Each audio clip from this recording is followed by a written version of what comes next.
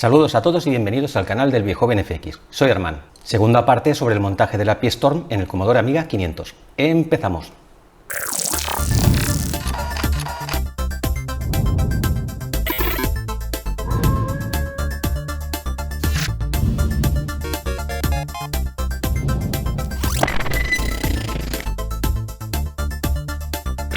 En el vídeo de hace un par de semanas pues ya os enseñé que ya tenía prácticamente la compuerta lateral más o menos definida, pero no del todo todavía. Así que durante estos días pues he estado haciendo algunos retoques, modificando cositas y haciendo que pues encaje todo lo mejor posible, sabiendo lo difícil que es porque las placas Pi Storm y Raspberry están colocadas en una posición que complica un poquito las cosas del montaje. La creación del modelo pues la he hecho como siempre en Blender. El modelo no es mío, la compuerta la he cogido de Thingiverse. El 3D en principio no es que sea problemático, no es una cosa muy difícil, pero lo difícil es hacer que después todas esas piezas que tienes que colocar dentro pues encajen y no se molesten unas con otras. Ahora vais a ver que la creación de estas piezas en 3D no siempre sale a la primera.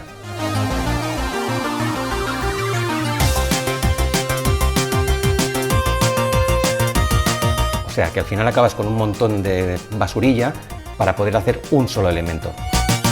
Pero cuando ese elemento acaba funcionando, como es en este caso, pues sientes una gran satisfacción. La compuerta del lateral ya tiene unas rendijas bastante grandes para que entre mucho aire, tiene el conector USB para poder conectarle un teclado externo y tiene el conector del SD para no tener que estar abriendo y cerrando cada vez que quieras cambiarle pues la distro.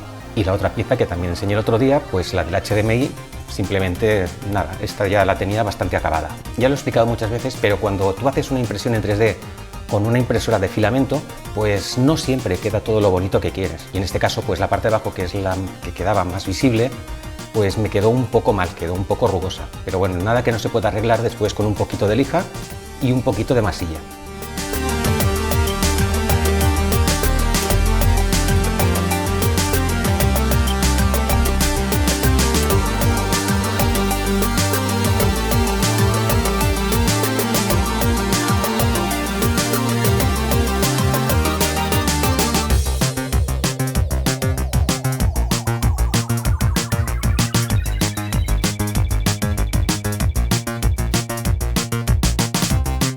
Para esos que me habéis preguntado qué tipo de masilla uso para alisar todos estos elementos en 3D, pues simplemente esto, masilla para madera, y de las cosas que he probado pues casi que es lo que mejor funciona.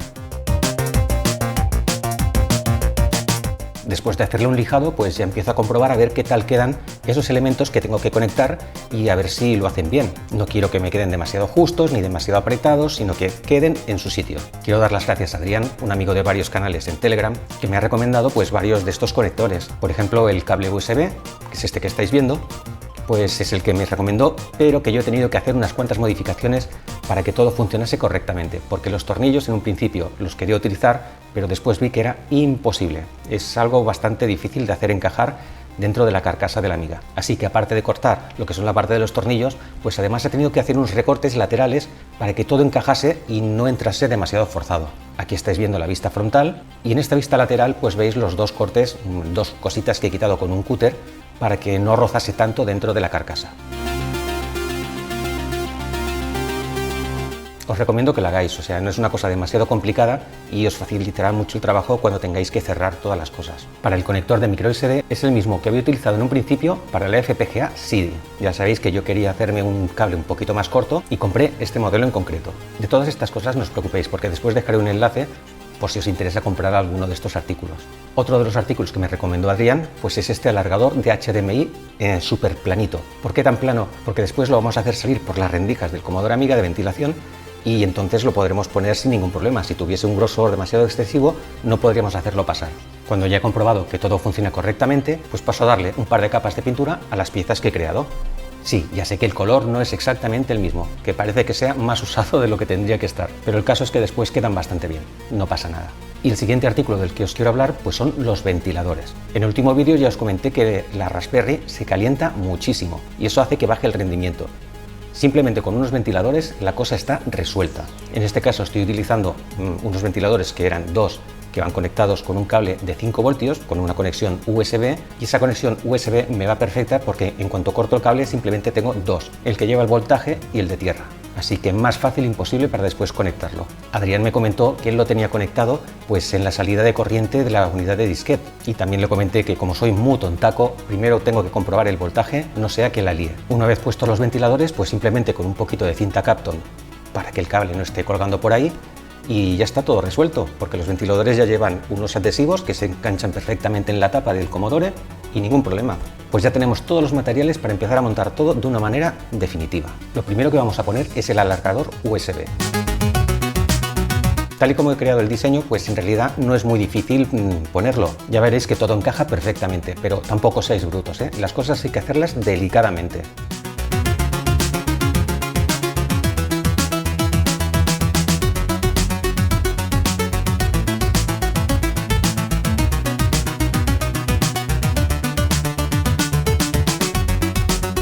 No hay que forzar demasiado, simplemente presionando un poquito las cosas al final entran.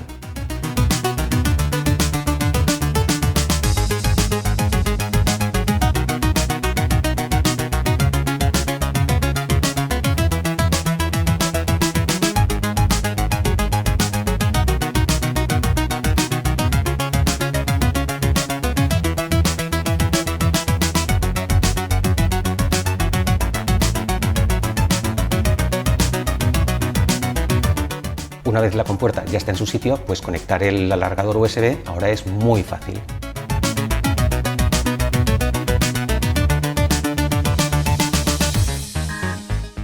Le toca el turno al alargador de la micro SD. Lo único que tenemos que hacer es desplazar el fajín por dentro del agujerito y vamos tirando hasta que llega al tope.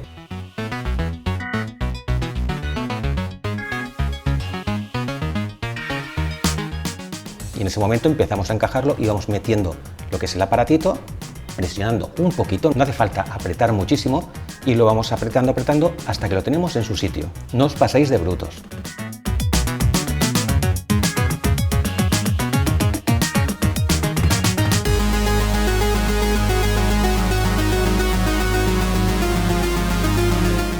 Una vez ya lo tenemos encajado, pues simplemente, como en el caso anterior, es enchufarlo a la Raspberry.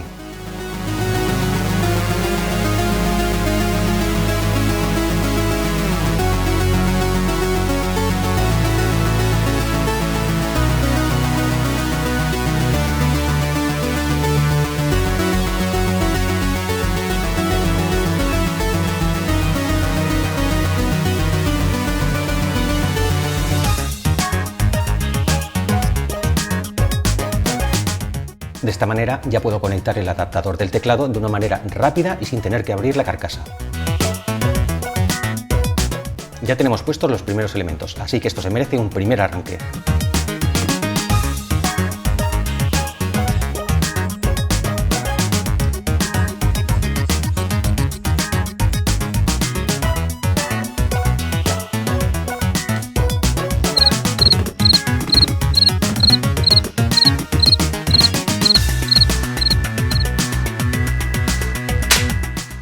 Bueno, a veces pasa.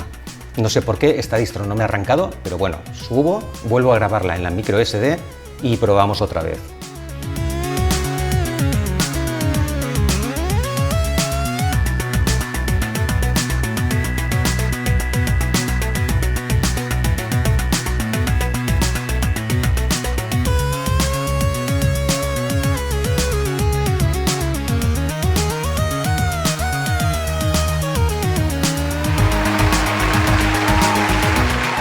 Bien, ahora sí. Ya sabéis que este primer arranque tarda un poquito porque se tiene que configurar toda la Raspberry y que a partir de ese momento después los arranques serán un poquito más rápidos.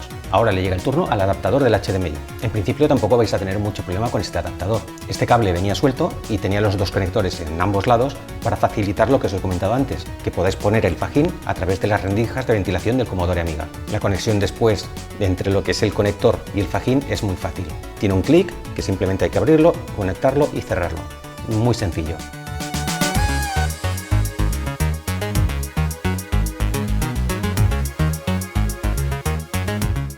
Aunque ya lo tenemos puesto, en este caso no quiero apretarlo del todo y dejarlo ya fijo, porque lo que es el cable, cuando lo conecto a este adaptador, tiembla un poquito. Entonces lo que haré será coger la pistola de silicona y darle por dentro un poquito de silicona para acabar de fijarlo y que no se mueva tanto.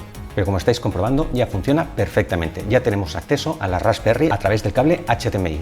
Pues le llega el turno a los ventiladores. Y como os he comentado antes, pues lo primero que necesito es comprobar el voltaje del cable que va hacia la unidad de disquete, porque no me quiero arriesgar a enchufar algo y que pete todo. Pero la cosa es tan sencilla como coger un multímetro y hacer unas medidas en los puntos que se necesitan. Y como estáis viendo, pues tengo 5 voltios, que es justamente lo que necesito para estos ventiladores. Ahora voy a tener que modificar el cable que va a la unidad de disquete, pero como esto es un proceso un poquito largo, esto no lo voy a enseñar. Simplemente deciros que es tan fácil como conectarle los dos cables, uno a la salida de 5 voltios y el otro a una de las tomas de tierra, y ya está. Ya tienes un cable preparado para hacer funcionar los ventiladores. Y por ahora, y antes de cerrar la carcasa, parece que todo funciona correctamente. Los ventiladores están a tope. Y aquí entramos en una discusión que he estado mirando por internet y hay muchas opiniones, pero totalmente distintas. ¿Los ventiladores tienen que entrar aire o tienen que expulsar el aire? Después de leer muchas opiniones, pues he decidido que los ventiladores que he puesto van a sacar el aire. ¿Por qué? Normalmente si miráis en un portátil, normalmente siempre llevan un solo ventilador que expulsa todo el aire fuera. De lo que se trata es que no se caliente la parte interior. Si pones un ventilador que entre aire, lo único que estás haciendo, aparte de poner aire, que eso es lógico y que también enfriará, estás haciendo que entre mucho polvo también a todo lo que es la parte interna del ordenador. Cuando lo haces de manera que expulse el aire, todo ese aire me lo está cogiendo por todos aquellos agujeritos que he puesto en la compuerta lateral, de manera que el aire entra libremente y después sale pues por la salida natural de las rejillas de arriba. A mí personalmente me parece que es la manera más correcta de hacerlo. Bueno, pues parece que en estos momentos lo tengo todo funcionando. ¿Todo? No, todo no. No sé por qué, pero parece que la pantallita de la Gotek no se me pone en marcha. De todas maneras, no creo que sea una cosa muy importante y lo miraré después. Y aquí llegamos a otra de las discusiones pues, que hay alrededor de este tema. ¿Hacen ruido los ventiladores? Hombre, pues la verdad es que un poquito de ruido sí que hacen, pero es que es absolutamente normal. Cuando tú pones en marcha un PC, enseguida notas los ventiladores que se ponen en marcha y los oyes. Incluso en la época, cuando le puse un disco duro a mi amiga 1200, pues los primeros días estaba un poco así sorprendido, porque claro, lo ponía en marcha y se notaba el motor, el zumbido y hacía bastante ruido. Claro, a estas cosas te tienes que acostumbrar. Todo tiene sus ventajas y desventajas.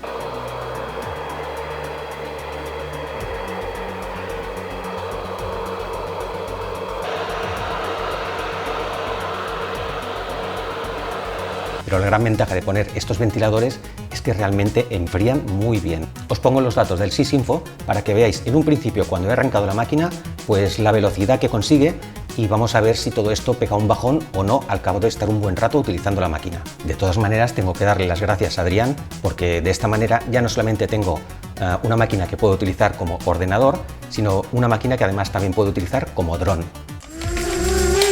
Desea. Baja. Baja. Ian, eres un maldito. Baja.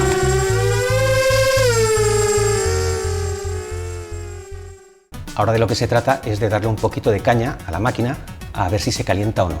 En el último vídeo, cuando cerré la tapa, pues noté que al cabo de un rato, pues la zona donde está la Raspberry, notaba el plástico que se estaba calentando bastante. Ya os dije que después también notabais el bajón en el procesamiento, así que vamos a probar qué pasa con los ventiladores y vamos a darle cañita poniendo unas cuantas demos, unos cuantos juegos y cosas que hagan que la máquina esté constantemente en marcha y apretándole.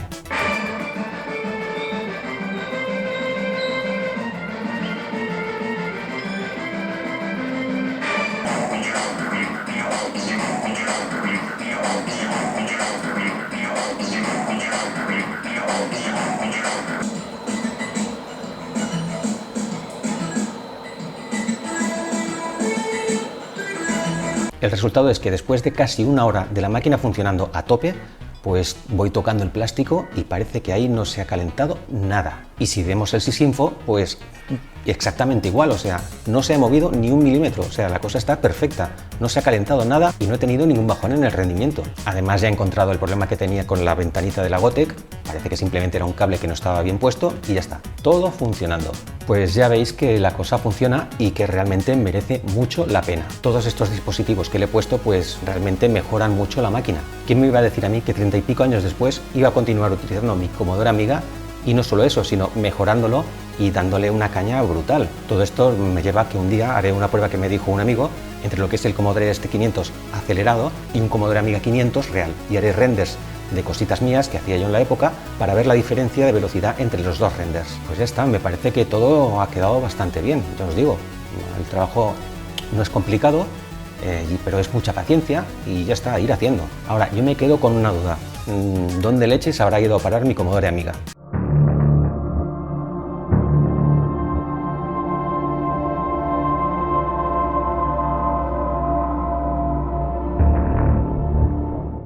Pues esto es todo. Agradecer mucho a toda la gente que me ha estado echando una mano, a la gente de RetroWiki, a la gente de Amiga Games y a otra gente pues también. Daros las gracias y espero que mis vídeos os ayuden un poquito a entender cómo arreglar todo esto y hacer que funcione pues de una manera un poco más digna. Así que si os ha gustado el vídeo, por favor le dais al like. Si os ha gustado mucho, os suscribís a mi canal. Y como siempre, os envío un fuerte abrazo y hasta el siguiente vídeo. Muchísimas gracias. Adiós.